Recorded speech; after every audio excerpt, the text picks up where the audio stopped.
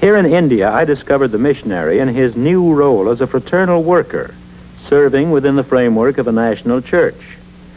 Now let's visit another land where the church is also increasingly self-determining, Korea.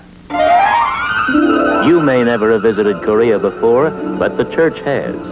So have the destructive armies of the nations.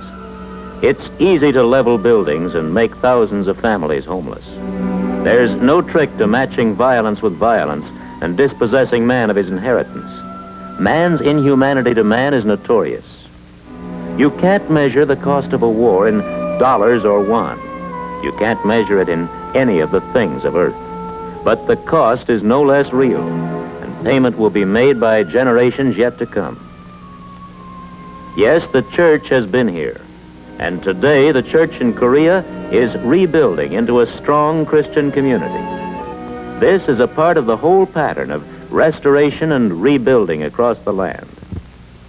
It's harder to rebuild than it is to destroy, but man rebuilds nevertheless. New construction is slow in this land whose economy has been so seriously disrupted. Slow, but as sure as Korea's faith in her future.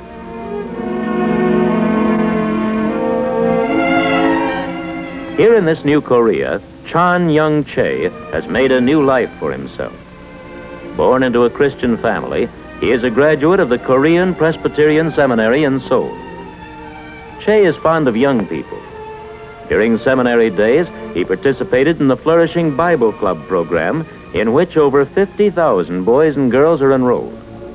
He and his church are determined to extend the love of Christ wherever there is need, at home or abroad.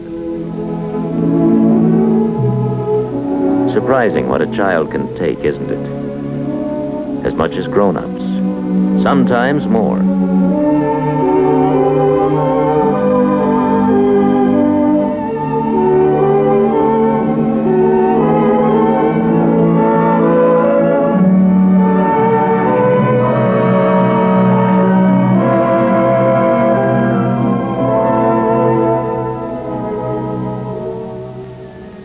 South Korea is essentially a place of villages and farms, not of cities.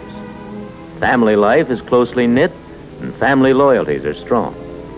Young people play an important part in the country's economy. Rice is a basic product, and the size of a crop is often the measure of a family's security. This Christian family sets aside 1/10 of the grain for the Lord. The church in Korea is a tithing church and has learned through the fellowship of suffering to be grateful to God first for every blessing.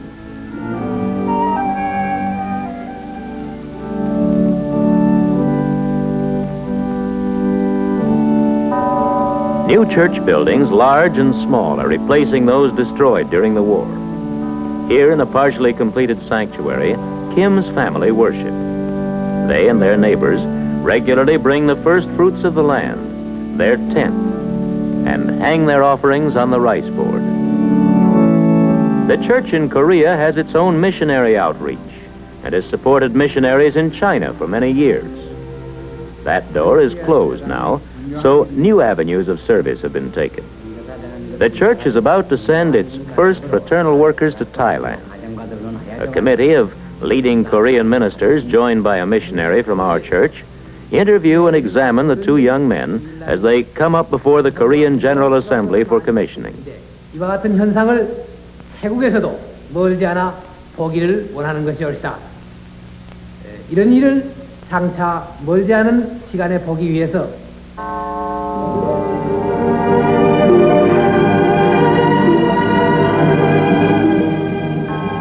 The Young-nok Church in Seoul is a symbol of the stature and independence of the Korean church. It has matured. It is self-governing and rich in faith and love and good works.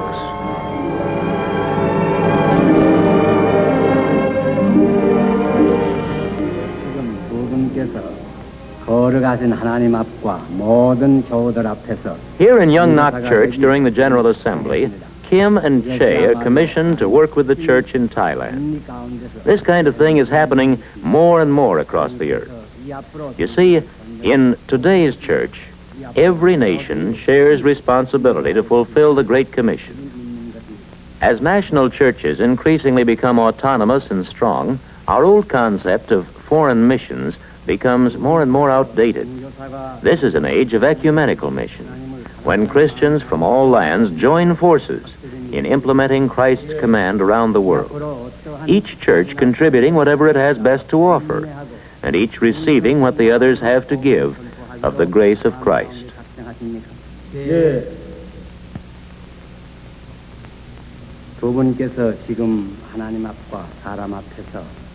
Mr. Choi can give you one reason. Mr. Choi, will you repeat what you told me last night? In the Korean War, I should have been killed many times.